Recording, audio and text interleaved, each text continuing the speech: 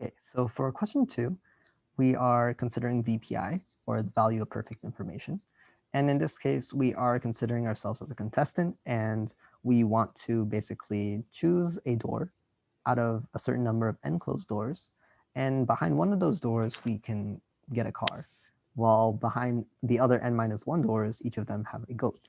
And each choice or each result gives some sort of utility value. So getting a car will give you a utility of 1,000, and getting a goat will give you a utility of 10. And you're allowed to open one door, claim the prize behind it, and you can assume that you can begin by choosing a door uniformly at random, and that each of those doors has an equally likely chance of containing any of the options. So the first question is asking us, what is our expected utility?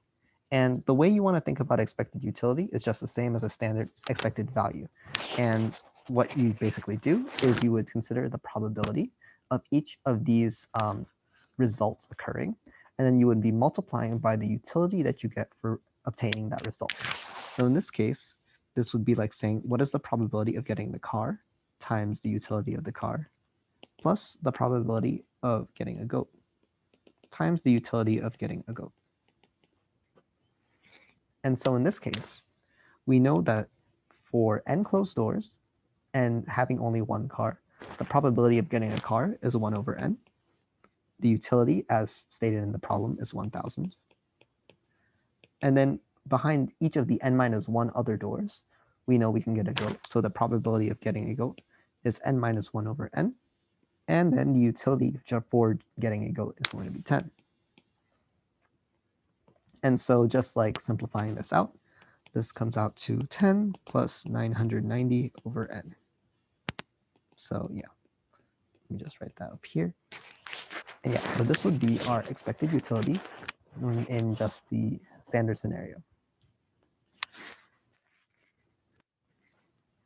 Okay, so in part B, we are asked to now consider the expected utility if we were to open k other doors, or sorry, basically after you choose a door, but before you open it, you're offered the opportunity to open up to k other doors, and then each of which are guaranteed to have a goat behind them. And so after that, if you accept, you can then choose to keep your original choice of door, or you can switch to a new door. And so this question is asking us, okay, what is the expected utility, once again, of just keeping or switching your door? And then what is the maximum expected utility that you would get, as well as the action that achieves this maximum expected utility, and then the value of the information that you're being offered. So yeah, lots of parts. So the first part right here, we're asked for the expected utility of keep. And that means the expected utility of keeping the door that you get. And intuitively, if you think about it, if even after you open k other doors, your expected utility of keeping the same door should remain the same, right? Because you've been given no other information or anything that like really affects your choice, because you're still keeping and using the same door. So the result is just going to be the same as the previous part, where we calculated the expected utility of just choosing a door and then deciding what you would get. And so just copying from the previous part, this is 10 plus 990 over n. So same as A. All right, so in the case where we want to switch doors, well, let's consider the different scenarios. So if we want to switch, then we have to consider the different options based on the door that you chose the first time. So for example, let's imagine that the very first time that I chose the door, it was the car. And then I decided to switch. So that means I have the probability that I chose the door the first time, and then I switched, and then the utility that I would get in that case is 10, because I know that after I switch, I'm guaranteed to have a goat instead of a car. So this right here is the chance chose car first. And then this is times u of goat, because you switched. All right. And so this is the case where you chose the car the first time and then you switched to get a goat. Now for the other n minus 1 over n times, or the other n minus 1 possibilities, right, where you chose a goat for the first door.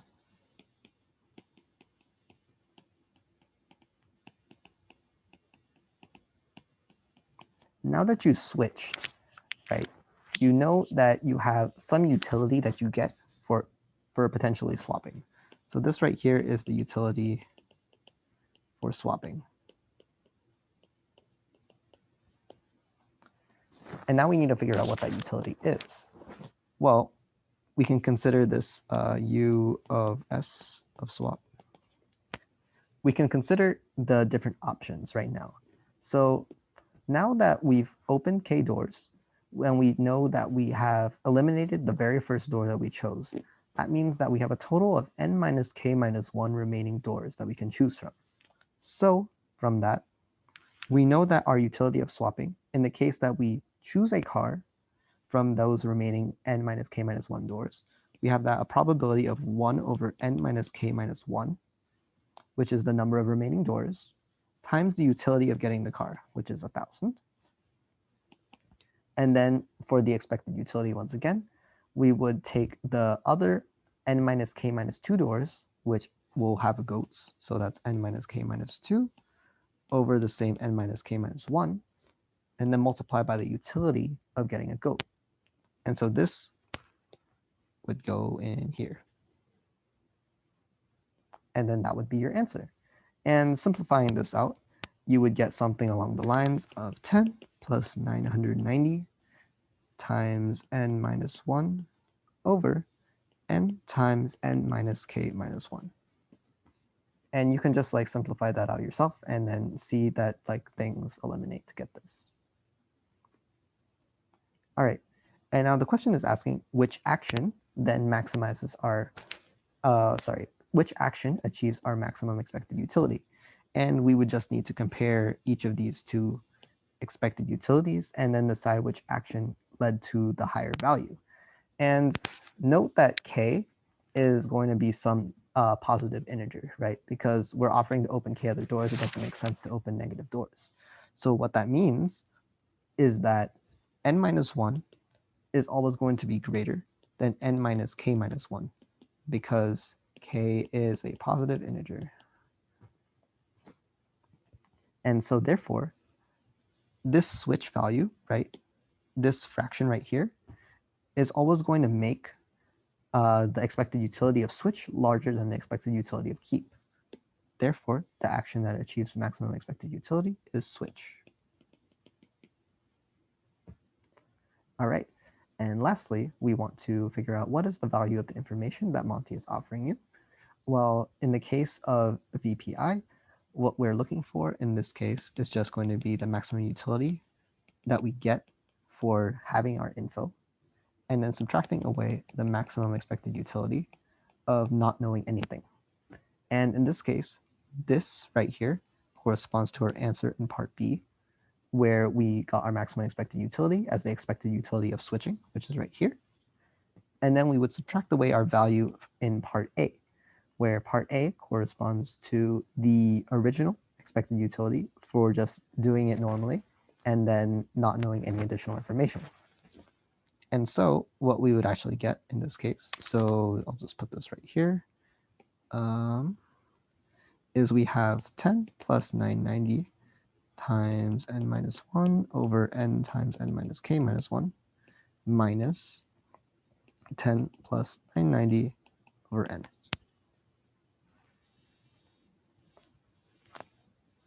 And then basically you can just like plug this in for yourself and you will get the following expression, which is 990 over n times k over n minus k minus 1. So this value right here simplifies to this. Okay, so let's move on to the last two parts, part D first. And part D is basically talking about a different scenario where instead this time we're given the offer to choose any other door and open the second door. And if you after you see what's inside the door, you can switch back to your initial choice, or you can keep your initial choice, or whatever you want. So basically, you have an additional door to choose from.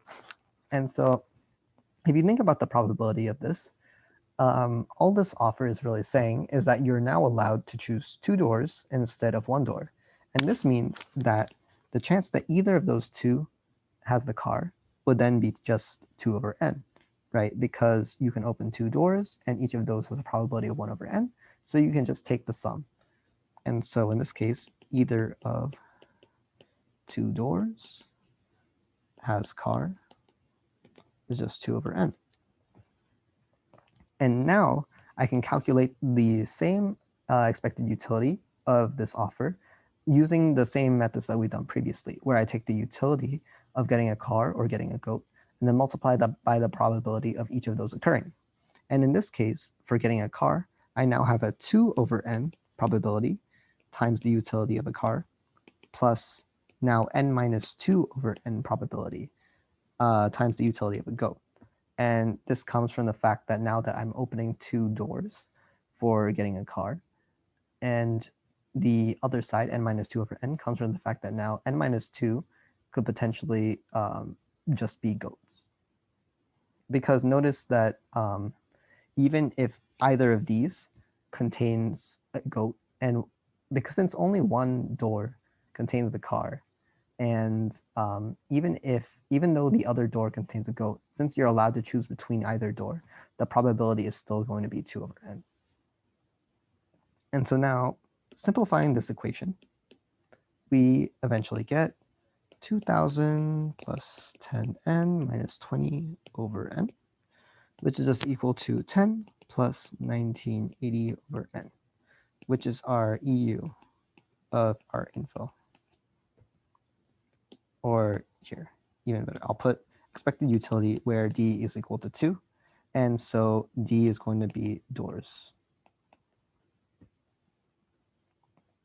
And so now when we're asked what is the value of this new offer, well, we know that our value is just going to be equal to this, our utility with our information. So EU of D equals 2 minus the utility, or minus the expected utility of no information, where that was just our, once again, our part A. And so in this case, we have 10 plus 1980 over n minus 10 plus 990 over n. And this just comes out to 990 over n.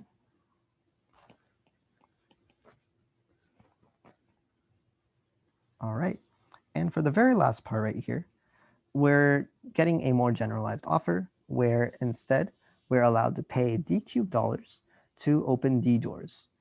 And pretty much we want to decide what is the largest value of D for which it would be rational to accept the offer. So let's kind of write out the values that we know and then see how this changes depending on our value of D.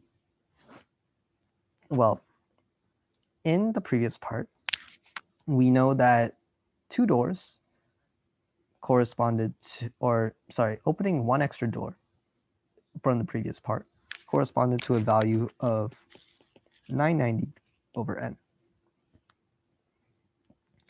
If I was allowed to open 2 doors extra instead, I would instead have our expected utility where D is equal to 2 instead be equivalent to 10 plus 2,970 over n minus 10 plus 990 over n, where this corresponds to the expected utility where D is equal to 2. Oh, and I think this is my bad.